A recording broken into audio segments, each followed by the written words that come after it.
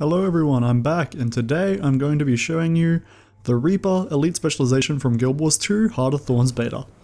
I was going to show this earlier, but I got caught up and I didn't end up editing this earlier and recording a voiceover for it, so hey, might as well get into it now while I still can. So the first skill in the Great Sword, which is this new weapon Reaper gets to use, is Dust Strike into Fading Twilight into Chilling Strike. The first one cleaves foes, the second one does the same, and the third one strikes foes and chills them. Each can hit a maximum of 3 targets, and each have a very short range of about 170. It's pretty cool, I like it, and it's very basic, so I mean, what more can you expect from an auto attack ability? The second one is Grave Digger. Perform a huge swing that deals heavy damage. However, this skill will recharge faster if you hit a downed or low health enemy. I believe it's below 25%. So I'll show you that soon, right here. You'll see that golem's low. I use it and it's pretty much almost back.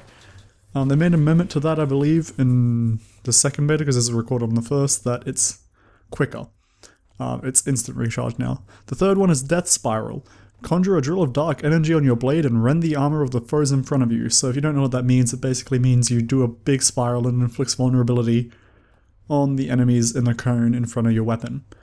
Pretty basic, but it has a very cool animation and it's pretty good, and it's like, it applies 12 stacks of vulnerability. That's a really good man. So there it is again, just showing you the vulnerability and the basic skill look.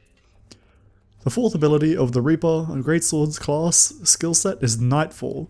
You call down a growing column of shadows that damages and applies conditions on foes every pulse. So the every pulse thing's kind of important, so you'll notice that when you put it down, there's one pulse, there's the second, there's the third, and it finishes up with the fourth pulse that explodes. The fifth skill is Grasping Darkness. You toss sides at the foe, applying chill and pulling them to you. You gain more life force for each foe you strike, so you see I pulled 5 or 6 foes there. I don't think it has a limit. So the next part we're going to go on to is your slot skills and your utility skills. So the healing one is Your Soul is Mine. It's a shout, which is the new thing. You heal yourself and you strike foes around you. You absorb more life force for each foe you hit. So I can't show how much it heals here because I'm just using it, but I'm showing you how many enemies it hits. I think I hit 4 there. 5. Sorry, my phone's going off. F that off. The next one is You Are All Weaklings. You damage foes around you, inflicting conditions on them and giving you boons. You gain more might for each foe you hit. So this is very important because you can hit a maximum of 5 targets. So if you hit less than that 5, you'll get less might. But if you hit max, you'll get max might, which is really cool. The next one we're going to be looking at is Suffer. Damage foes around you and chill them. Transfer a condition to each foe you strike. So say you had vulnerability, weakness, and chill on you. You use your soul, you use Suffer, and you damage all foes around you and chill them. And so you damage everyone, you chill them, and then you transfer what you have on you to them. Really cool. Nothing Can Save You is the next shout we're going to be looking at. You damage foes around you, you convert their boons into vulnerability, your attacks will become unblockable for, I think, 5 seconds or so after this. 6 seconds, I'm mistaken, sorry. And the duration will increase depending on the number of foes you hit. So there you go, that's why. So you can get a maximum of 6 seconds of unblockability, which is pretty cool. I mean, what do you need, right? Your elite shout is Chilled to the Bone, which I think is very strong and very cool. You freeze all enemies around you, you gain boons for every foe you freeze, and the stun will last for 2 seconds. The boon you gain is Stability, which obviously, as its name implies, prevents you from being knocked down. Or, yeah, knocked down or CC'd, which is really great. Can't be knocked down, stunned, pulled, or anything, so probably one of the better skills, I've got to admit. So now we're going to have a look at the new Shroud, which is the Reaper Shroud. It looks freaking badass. And the first ability of the Reaper Shroud is Life Rend into Life Slash into Life Reap. So it's 2 cleaves and then a Life Reap, which is another cleave. They all gain you life force, and the skill inherits the traits from Life Blast. Oh sorry, Life Reap gains you life force and they all inherit skills from Life Blast. The next one's Death Charge. You slide forward, blast an enemy and area around, inflicting blind, and it inherits traits from Dark Path. This has been changed as well, I believe, in the second beta.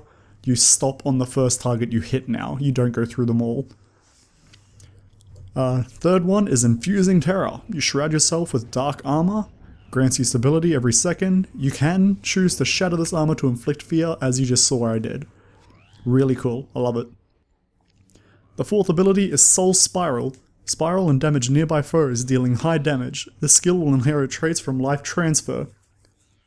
So instead of having your Life Force gain on your 4 now, you have it on your 1, but I'm pretty sure your 4 can give you Life Force if you take the trait Life Transfer. So pretty cool. The fifth skill and final skill for the Reaper Shroud is Executioner's Scythe. You deliver a powerful overhand strike to stun a single target. You'll deal more damage the lower health your target is. It also leaves behind a field of ice, so it applies chilled. Basically is what that means, which is really cool. Slows down your enemy's casting, movement speed and everything. You'll see that I got that foe down to below 25% health before I used it, just to showcase the damage it did. Like 6.3k is massive. Alright, now that we've gotten through all the skills, I'd just like to take a quick moment. I'll showcase the traits while I talk about this, but I just want to give my quick opinion on the Reaper.